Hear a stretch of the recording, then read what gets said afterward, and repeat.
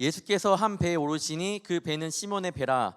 육지에서 조금 떼기를 청하시고 앉으사 배에서 무리를 가르치시더니,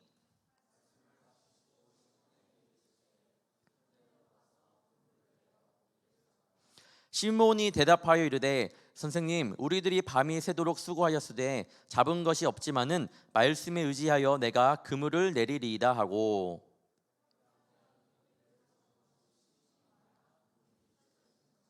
이에 다른 배에 있는 동무들에게 손짓하여 와서 도와달라 하니 그들이 와서 두 배의 채움에 잠기게 되었더라.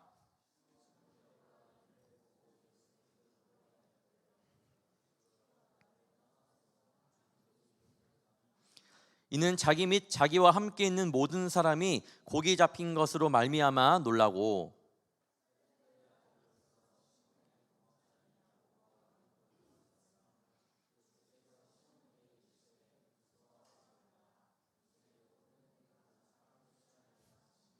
그들이 배들을 육지에 대고 모든 것을 버려 두고 예수를 따르니라. 아멘. 오늘의 말씀의 주제는 믿음의 시작이라는 주제를 가지고 함께 나누도록 하겠습니다. 저번 주 말씀 기억나나요? 우리 그리스도인들은, 우리 청년들은 의인의 신분의 옷을 입는다고 말씀드렸습니다. 의인의 신분을 옷을 입는다라는 것은요, 의인이 된다라는 것이 아니에요. 오해하면 안 된다고 말씀드렸습니다. 그 옷을 입은 것이고 우리가 이제 그 의인답게 살아갈 것을 하나님께서 기대하신다라는 의미를 가지고 있습니다. 오늘 말씀의 주제처럼 그 의인의 신분의 옷을 입었으니 믿음의 시작을 다시 한번 하는 우리 청년들이 되기를 축원합니다. 믿음을 가지고, 이 믿음의 시작이란 주제였잖아요. 믿음을 가지고 제가 한 주 동안 묵상하며 나아갔습니다. 문득 이런 생각이 들었습니다. 그러면 내가 목사로서 믿음을 가지고 믿음에 대해 청년들에게 말씀을 전하는데, 그럼 나는 언제 그 믿음을 갖게 되었지? 그런 생각이 갑자기 들었던 거예요. 제가 청년들에게 믿음 얘기 많이 하잖아요. 그런데 나는 언제 그런 믿음의 사람이 되었지? 한번 생각을 해보게 되었습니다.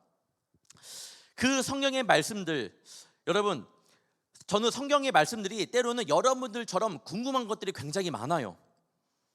그리고 저도 티가 굉장히 강한 성격입니다. 그래서 요즘에 티를 얘기할 때 뭐 이렇게 말한다면서요. 너 티냐고, 맞죠? 이렇게 얘기하잖아요. 그래서 저도 굉장히 티가 강해요. 티가 강하기 때문에 이성적으로 이해되지 않으면요, 잘 믿어지지 않는 사람 중에 한 명입니다. 때로는 아내가 어떤 내용을 가지고 와서 말을 할 때에 공감해 주면 끝날 것을 저는 그게 왜? 진짜? 그 말이 돼? 라고 하면서 궁금하니까, 그 이야기가 궁금하니까 그렇게 물어봐요. 그러다 보니까 아내가 삐진 적이 굉장히 많았습니다. 그렇게 굉장히 좀 이성적인 사람이긴 한데, 모든 사물들을 굉장히 과학적으로 보기를 원하고 이성적으로 다가가기를 원하는 사람인데, 그런 제가 어떻게 믿음을 갖게 되었는지 궁금하더라고요. 이 믿음은 이성적으로 접근하면 할수록 멀어지는 거거든요. 그러면서 제가 과학적으로 설명이 안 되는 말씀들을, 과학적으로도 지금 풀지 못하는 그런 말씀들을 머릿속으로 막 생각해 보았습니다. 그러면서 종이야, 너는 이 말씀을 믿니?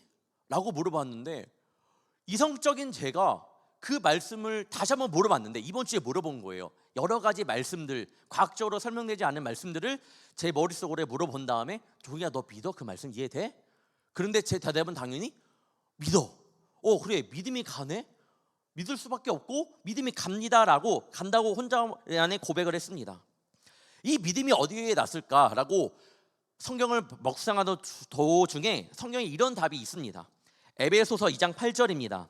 너희는 그 은혜에 의하여 믿음으로 말미암아 구원을 받았으니 이것은 너희에게서 난 것이 아니요 하나님의 선물이라는 거예요. 그 믿음의 시작은 무엇이라고요? 믿음의 시작은 여러분, 은혜예요. 은혜. 내 이성이 아니라, 내 생각이 아니라, 내 경험이 아니라 은혜라고 말씀하고 있습니다. 너희에게서 난 것이 아니라, 너희, 그러면 여기 있는 청년들의, 너희들의 이성과 너희들의 경험에서 난 것이 아니라는 거예요. 믿음은 하나님께서 주어주시는 은혜라는 거예요. 받는 거예요. 그러니까 선물이라는 겁니다. 선물. 하나님의 은혜는 바로 선물입니다. 내 모습과 상관없이 나에게 주는 것이기 때문에 선물이에요. 받으면 기뻐요. 받으면 행복합니다. 그래서 선물이라는 거예요. 말씀을 준비하면서 은혜라는 이 단어와 가장 잘 어울리는 말이 뭘까 생각을 해보게 되었습니다. 바로 그 말 중에 그럼에도 불구하고, 은혜랑 가장 잘 어울리는 말이 그럼에도 불구하고인 것 같아요. 왜냐?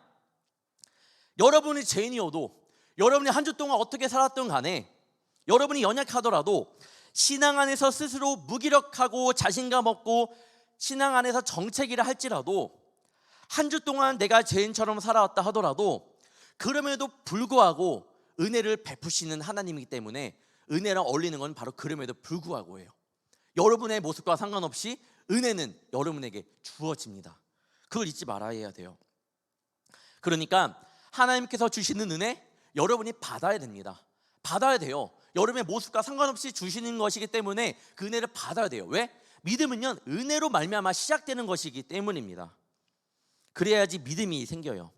그 축복의 은혜가 여러분에게 임하길 간절히 축원합니다. 첫 번째, 은혜는요, 시간과 공간을 초월합니다.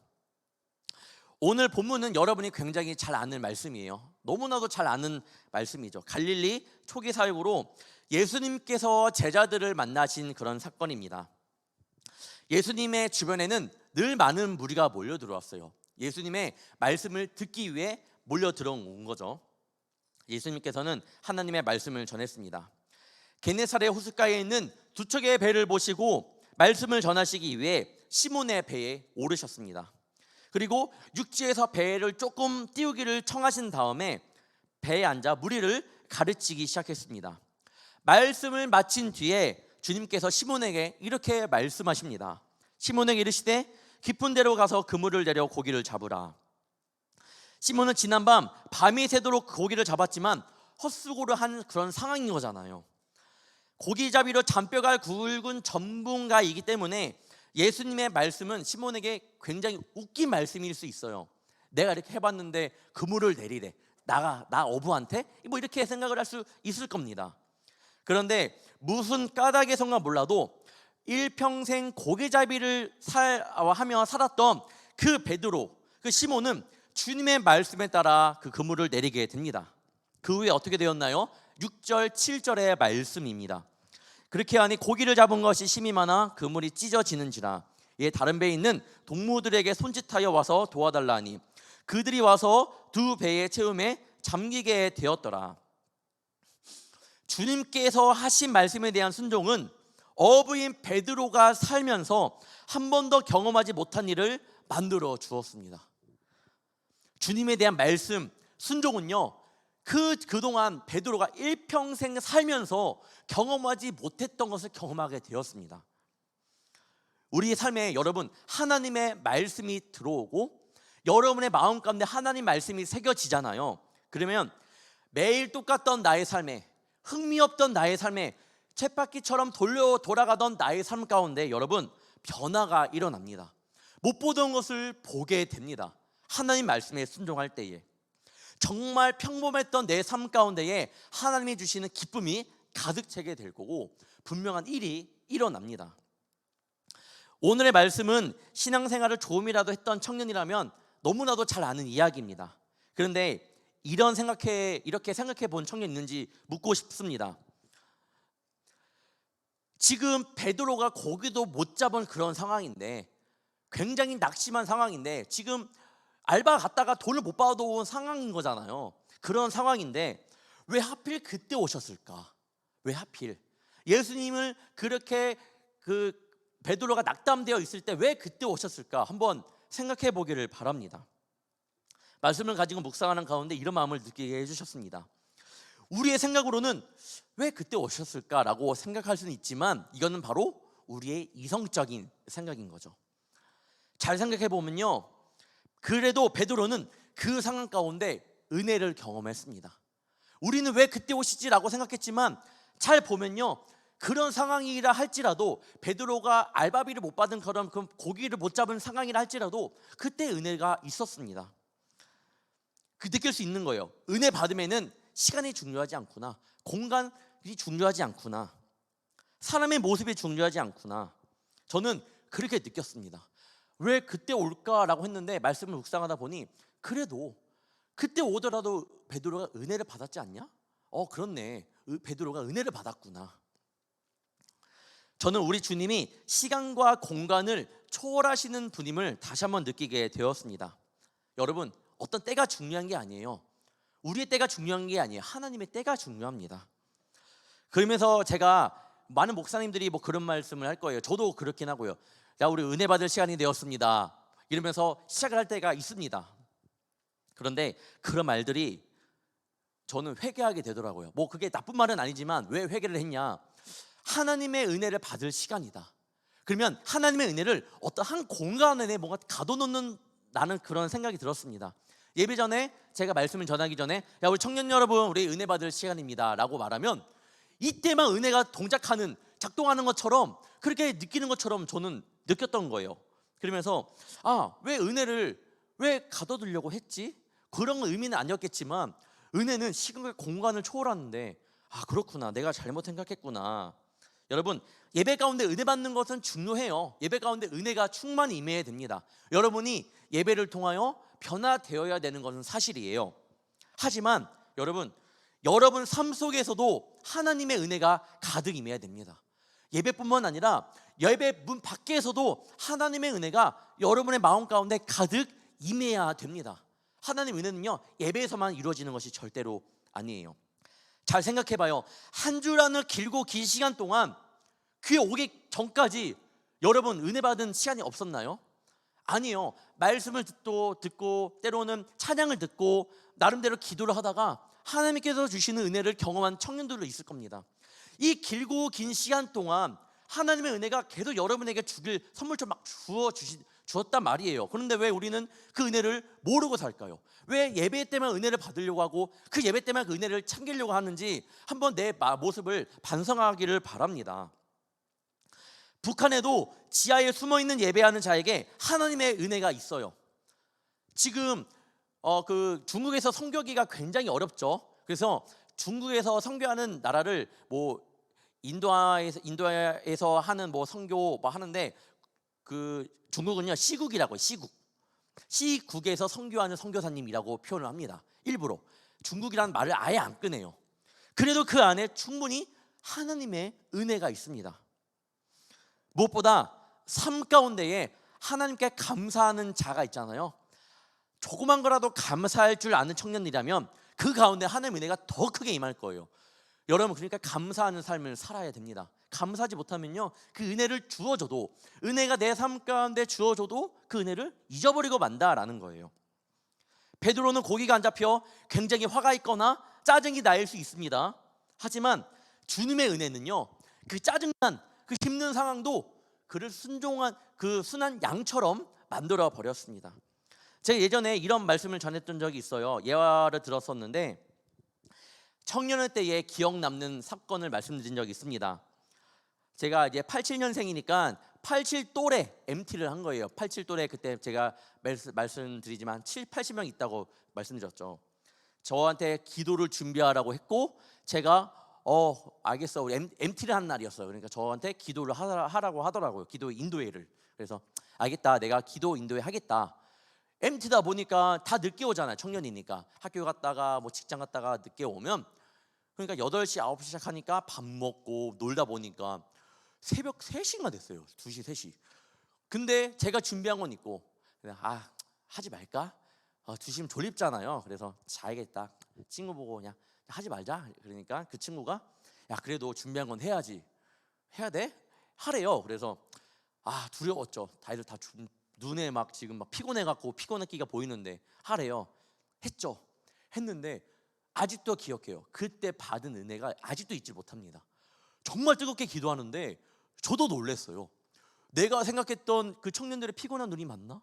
엄청 뜨겁게 기도하고 눈물 흘리며 기도하고 긴 시간은 아니지만 30분, 40분이겠지만 그 가운데 굉장히 뜨거웠던 기억이 났습니다. 하나님의 은혜가 가득 임한 시간이었다. 시간과 상황을 초월한 그때를 기억합니다. 여러분, 나는 아니라고 할 수 있지만, 안 된다고 할 수 있지만, 포기할 때가 많지만, 벌써 내려놓은 상황일 수 있겠지만, 어쩌면 그때가 주님의 은혜가 임하는, 가장 크게 임하는 그런 때일 수 있습니다. 내 삶 가운데 분명한 기적이 일어납니다. 나 기도 못하겠어, 나 예배 못 드리겠어, 내 상황이 엉망이라 예배도 안 돼, 집중도 안 돼 라고 할 때에, 그때가 더 하나님의 은혜가 가득 임할 수 있는 그런 때라는 거예요. 우리 불꽃교회 청년들에게 그런 주님의 크신 은혜가 가득 임하길 축원합니다. 두 번째, 은혜는요, 그럼에도 불구하고 시작됩니다. 위에서 말씀드렸죠. 은혜는 그럼에도 불구하고 라는 단어와 좀 비슷하다고, 어울린다고 말씀을 드렸습니다. 나의 삶이 힘들지라도 그럼에도 불구하고 주님은 은혜를 부어주십니다. 내 상황과 상관없이 그럼에도 불구하고 하나님의 은혜는 부어주십니다.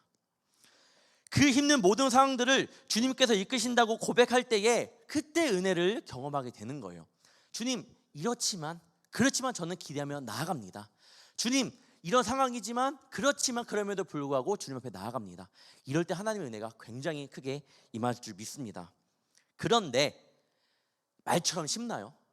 이게 말처럼 쉽지 않은 게 문제예요. 막막한 상황 속에서 누가 그럼에도 불구하고 하나님을 찬양하겠습니다 라고 말할 수 있나요? 실제 그런 상황 속에서 그럼에도 불구하고 말씀만을 의지할 수 있는 청년이 몇몇 될까요? 참 쉽지 않습니다.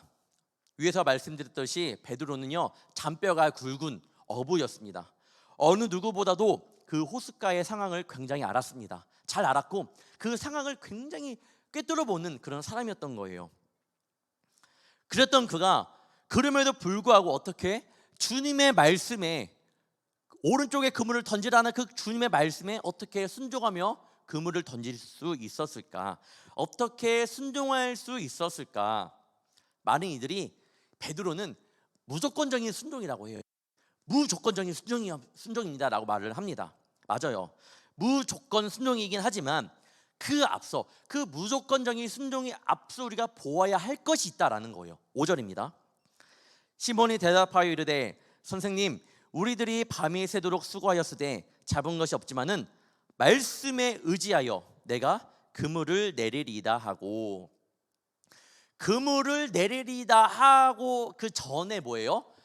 주님이 하신 말씀에 의지하여, 그게 중요해요. 말씀을 의지하는 것. 나의 힘으로 나의 생각으로 순종할 수 없지만 주님의 말씀이 그렇다 하니까 그것을 의지하여 내가 그물을 내리는 것, 그럼에도 불구하고 순종하는 것, 이것이 바로 믿음의 시작이라는 거예요. 내가 무작정 순종하는 것은 여러분 하는 척 할 수는 있고 언젠간 지쳐버려요. 언젠가 그 모습이 깨질 수는 있지만 주님의 말씀에 의지하여 내가 순종하는 것은요, 깨질 수가 없습니다. 그리고 우리 주님 안에서 순종할 때 분명한 목표 의식이 있어야 돼요. 무슨 말씀이에요? 베드로가 말씀에 의지하여 그물을 내릴 때에 그냥 그물을 내린 거예요. 자기 속에는 내렸으니까 하나님께서 하신 대로 물고기가 잡히겠지라는 그런 확신이 있었던 거예요. 목표 의식이 있어야 됩니다. 물고기를 잡기 위해 그물을 던진 거예요. 하나님의 말씀에 순종하면서 그래, 한번 물고기를 잡아보자, 말씀에 의지하여 그물을 휘리릭 하면서 던진 겁니다. 목표 의식이 있었던 거예요. 잡힐까? 말씀에 의지하여. 그 가운데에 그런 확신이 있었던 겁니다. 말씀에 의지하지만 막연히 될 대로 되라라는 그런 모습이 아니었습니다. 인터넷을 보다가 한 예화를 보게 되었습니다. 그 예화는 이렇습니다. 산에서 수천 마리씩 무리를 지어 생활하는 스프링벅이라는 영양이 있습니다. 이 양들이 예전에 이유 없이 집단으로 막 달려가다가 산 낭떠러지에 다 떨어져 갖고 모두 몰살한 적이 있습니다. 언약자가 집단으로 몰살한 이유를 밝혀냈습니다. 그것은 수천 마리가 무리지어 가다가 풀밭을 만나 풀을 뜯어먹을 때 문제가 생긴다라는 거예요. 선천적으로 그 영양은요, 식욕이 굉장히 뛰어난 친구예요. 그러니까 앞에서 누가 풀을 먹으면 나도 더 많은 걸 먹기 위해서 그 앞으로 갑니다. 먹고 있으면 더 앞으로 가고, 그러면 그 뒤에 있던 애가 나도 더 많은 걸 먹어야지, 앞으로 가고 하다가 계속 뛰어가는 거예요. 그래서 전체적으로 다 뛰어간다라는 겁니다. 그래서 수백 마리가 처음에는 목적이 이거였지만 그때부터는 목적 없이 그냥 막 뛰어가는 거예요. 남들 다 뛰어가니까 그냥 뛰어가는 겁니다. 그러다가 강이나 절벽을 만났을 때 그때 다 죽게 된다라는 거죠. 문제는요, 그 양들이 자기들이 뛰는 이유를 처음에 목표 의식이 있었지만 그것을 상실해 버렸다라는 거예요. 그냥 앞에서 뛰니까 또 뛰니까 결국엔 처음에는 풀을 먹기 위해서 뛰었던 그들이 결국에는 목표 의식 없이 뛰어들었던 거예요. 우리가 맹목적으로 따라하기만 급급하는 모습을 보고 우리는 스프링벅 현상이라고 그래서 부릅니다. 여러분, 우리 청년들이 교회에 나오는 이유가 뭐예요? 하나님을 만나는 이유가 뭐예요? 찬양하고 예배하는 이유가 뭐예요? 예배 시간에 오는 이유 뭐예요? 주일날 쉬는 시간, 오늘 지금 저희가 금요일 하루 쉬면 연속 4일을 쉬는 거잖아요. 그래서 지금 고등학교, 중학교들 보면요, 그 체험학습 쓰고 3박 4일 막 놀러 간다고 하더라고요. 놀러 갈 수 있는 그런 시간 동안 여러분은 자신의 시간을 내려놓고 나온 이유가 뭡니까? 왜 나온 거예요? 하나님의 자녀로서 바로 서기 위함도 있잖아요. 왜 은혜를 받아야 하냐는 것을 묻고 싶습니다. 때로는 그럼에도 불구하고 하나님의 뜻에 순종하면서까지 은혜 받아야 하는 이유가 무엇이에요? 마냥 교회 나오고 마냥 은혜를 받아야 한다면 아무런 이유 없이 저 절벽을 향해 뛰어가는 영양과 스프링복과 다를 게 없습니다. 은혜 받으려는 이유가 무엇인지, 왜 우리에게 은혜가 필요한지 정말 내 자신에게 꼭 물어보기를 바라요. 세 번째, 은혜는 내 자신을 돌아보게 해줍니다. 은혜를 받아야 하는 이유는요, 내 자신을 돌아보게 해줘요. 하나님의 크신 선물이라는 거예요. 그 은혜는 나를 봐주게 합니다. 결코 내 모습을 보지 않고는, 내 신앙의 모습을 돌아보지 않고는요, 신앙생활을 잘할 수가 없습니다. 기억하길 바라요. 그래서 내 신앙을 돌아보자고 한 거예요. 세 번째, 내 자신을 돌아보게 만듭니다. 내 자신을 돌아보는 것은요, 굉장히 중요해요. 신앙 안에서 내 자신을 돌아보는 것은 굉장히 중요합니다. 시몬 베드로는 그 은혜를 경험하고 비로소 자신의 배에 타신 분이 누구인지 그때서 알게 되었습니다. 그때 그가 어떻게 변하나요? 예수님을 알고 난 후에 자기 자신을 알았습니다. 그래서 그가 어떻게 고백하나요? 8절입니다. 시몬 베드로가 이를 보고 예수의 무릎 아래 엎드려 이르되 주여 나를 떠나소서 나는 죄인이로소이다 하니. 여러분, 이 말씀을 보면요, 굉장히 이해가 안 될 수도 있습니다. 왜냐? 갑자기 어부였던 사람이 갑자기 예수님의 말씀에 의지하여 그물을 던졌고 고리를 잡았고 갑자기 내가 죄인이라고 말하는 거, 여러분 어떻게 보면 설명이 안 될 수 있어요. 물고기 잡다가 예수님을 알게 되었고 자신이 죄인이라고 고백합니다. 어떻게 베드로가 믿음의 사람이 될 수 있었나요?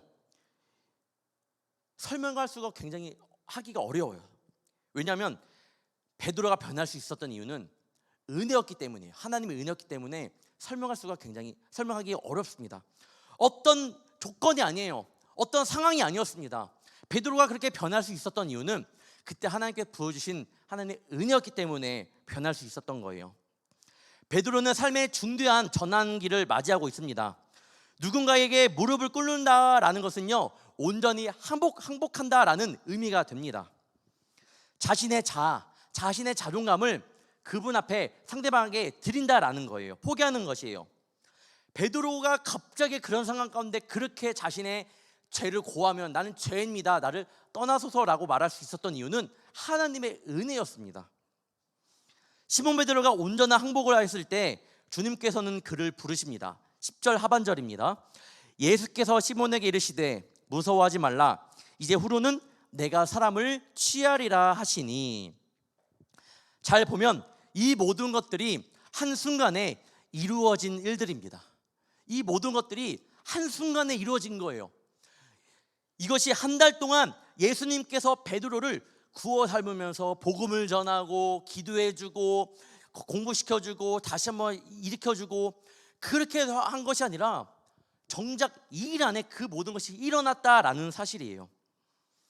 베드로가 말씀에 의지하여 나아갔더니, 하나님의 은혜를 받았더니 베드로가 한순간에 변해버립니다. 이게 중요해요.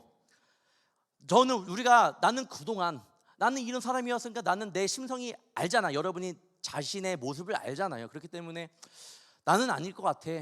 내 모습 어떻게 변할까? 한 번에 변할 수 있을까라고 생각할지 모르겠지만 난 안 돼요. 내 모습은 최악이거든요 라고 말할 수 있겠지만 여러분, 성경에서는요 말해요. 여러분도 된다고 말씀을 합니다. 돼요. 하나님의 은혜니까 됩니다. 여러분이 그것을 믿으셔야 돼요. 믿음으로 나아가야 됩니다. 믿음으로 말미암지 않고는 하나님께로 나아갈 자가 절대로 없습니다. 믿음이에요, 여러분. 결국에 여러분을 성장시킬 수 있는 것은 하나님께서 나와 함께 하신다. 그럼에도 불구하고 나와 함께 하신다. 믿음입니다. 바울도 그랬잖아요. 바울도 하나님의 자녀를 박해했던 그런 자였잖아요. 하지만 하나님의 은혜를 경험한 그는 변했습니다. 고린도전서 15장 10절입니다. 그러나 내가 나 된 것은 하나님의 은혜로 된 것이니 내게 주신 그의 은혜가 헛되지 아니하여 내가 모든 사도보다 더 많이 수고하였으나 내가 한 것이 아니 오직 나와 함께 하신 하나님의 은혜로라. 나의 나 된 것은 하나님의 은혜라. 바울이 신약에 보면 13권을 썼어요. 13권을 굉장히 많이 쓴 거죠. 이 13권을 쓰는 이 바울이 원래 처음부터 심성이 착했던 사람도 아니었습니다. 예수님을 믿는 사람들을 핍박했던 사람이었는데 그가 변해서 하나님의 신약에 13권을 썼어요. 어떻게 말로 표현할 수 있어요? 왜 그럴 수 있을까? 만약에 여러분들이 사도 바울에게 이 자리에 사도 바울이 있다면 여러분 물어볼 수 있겠죠? 어떻게 그럴 수 있습니까? 라고 물을 때 사도 바울은 이렇게 말할 거예요. 나의 나된 것은 다 하나님의 은혜다. 나의 나된 것은 하나님의 은혜다. 뭐예요? 내가 한 것이 아니에요. 하나님이 그렇게 해주신 겁니다 라고 분명히 말할 겁니다. 오늘 마지막 말씀에 답이 나와 있습니다. 주님의 자녀가 된 다음에 마지막 말씀에 답이 있어요. 11절입니다. 그들이 배들을 육지에 대고 모든 것을 버려두고 예수를 따르니라. 배들을 육지에 대고 모든 것을 버려두고 예수를 따르니라. 자, 그래서 결국에는 하나님의 은혜를 받은 자가 그래서 그 다음에 뭐요? 11절의 답이에요. 그래서 결국에는 내 모든 것을 버려두고 예수를 따르니라. 그 그물이잖아요. 그물을 오른쪽에 던졌잖아요. 던져서 많은 물고기를 수확했잖아요. 그 그물이 뭐예요? 나의 모든 것을 책임지는 생계의 수단이라는 거예요. 내 삶의 모든 것, 여러분의 스펙이 될 수도 있고 여러분들의 상황, 여러분이 갖고 있는 그런 모든 것이 될 수 있습니다. 그런데 뭐예요? 그런 것들을 다 버려두고 예수를 따르니라. 예수를 따랐던 베드로의 모습을 우리는 볼 수 있습니다. 사랑하는 청년 여러분, 우리는 믿음을 가지고 예수님을 따라가야 됩니다. 하지만 내 힘으로 하는 것이 아니에요. 내 믿음을 가로막을 때가 있습니다. 내 믿음이 시작하지 못하게 막을 때가 있습니다. 하지만 여러분 두려워하지 않기를 바라요. 믿음은요, 내가 믿음을 갖고 있는 것이 아니라 하나님의 은혜가 주어질 때에 그 믿음은 자연적으로 굳건해질 줄 믿습니다. 굳건해지는 거예요. 내 생각으로 내가 어떻게 해도 믿음을 키우는 것이 아니라 하나님의 은혜가 가득 임할 때에 여러분이 하나님을 따른 하나님의 자녀로 서가는 믿음이 성장케 된다라는 거예요. 돌아오는 한 주를 살아갈 때에 전과는 좀 더 다르게 굳건한 믿음을 가지고 살아가기를 바랍니다. 하나님의 말씀을 붙잡고 그럼에도 불구하고 붙잡고 나아가기를 바라요. 때로는 여러분 내가 원하던 상황과 완전히 반대로 갈 수 있어요. 그럼에도 불구하고 그걸 한번 붙잡아 봐봐요. 하나님께서 이끄심을 경험해 보길 바랍니다. 그 말씀을 나를 분명히 푸른 초장으로 인도하시는 하나님을 믿을 때에 그것이 이 길이 형통의 길이었다라는 것을 우리 청년들은 고백할 수 있을 거예요. 그때 여러분의 믿음의 시작이 아니라 벌써 믿음의 여정 가운데서 있을 겁니다. 여정 가운데 있는 자기 자신을 발견할 수 있을 거예요. 하나님의 은혜를 구하는 자에게 그 믿음을 충분히 주실 줄 믿습니다. 한 주 살아갈 때에 그런 믿음을 붙잡고 절대로 하나님께서 여러분들을 넘어뜨리려거나 여러분들을 나쁜 곳에 끌려고 가려는 그런 나에게 악한 생각을 주시는 분이 아니에요. 여러분에게 선한 영향력, 선한 물질, 때로는 선한 물질로 주실 수도 있고 선한 마음을 주실 수 있습니다. 그 마음을 믿고 믿음으로 하나님의 은혜를 구하며 한 주 동안 승리하는 저와 여러분이 되기를 축원합니다. 기도하겠습니다. 사랑의 주님, 믿음의 시작에 앞서 아직도 자신의 것을 버리지 못하여 계속 그 믿음에서만 정체하고 있는 청년들을 긍휼히 여겨 주시옵소서. 하나님의 은혜를 충분히 체험하였음에도 불구하고 이것이 은혜인지 모르고 지나가는 믿음의 무지한 청년들을 또한 용서하여 주시옵소서. 지금 이 시간에도 우리 청년들을 너무나도 사랑하시어 은혜 내려 주심을 우리 청년들 마음속 깊이 알게 하시며 그동안의 나의 모습이 어떠하였든 간에 다시 나에게 새 힘을 주시고 새 소망을 주시는 주님을 의지하며 나아갈 수 있도록 도와주시옵소서. 남루한 옷을 벗어던지고 주님이 주신 새 옷으로 갈아입어 거룩한 의인으로 살아가도록 주께서 도와주시옵소서. 이번 한 주는 주님이 주신 은혜를 마음껏 누리며 그 크신 은혜를 깊이 체험하며 하나님께 감사하며 살아갈 수 있도록 도와주시옵소서. 예수님을 섬기는 것이 얼마나 복된 일이고 기쁜 일인지 어느 것과도 바꿀 수 없는 귀한 일인지를 느끼며 복된 하루하루 살아갈 수 있도록 도와주시옵소서. 나이 다 된 것은 하나님의 은혜인 줄 믿습니다. 그 하나님께서 이번 한 주간도 지켜주시고 도와주시옵소서. 감사하며 이 모든 말씀 예수님의 이름으로 간절히 기도하옵나이다. 아멘. 우리 시간 우리 봉헌 찬양하도록 하겠습니다. 내 평생 사는 동안 주 찬양하리. 내 평생 사는 동안 주 찬양하리. 여호와 하나님 내 주를 찬양하리. 주님을 묵상함이 즐겁도다.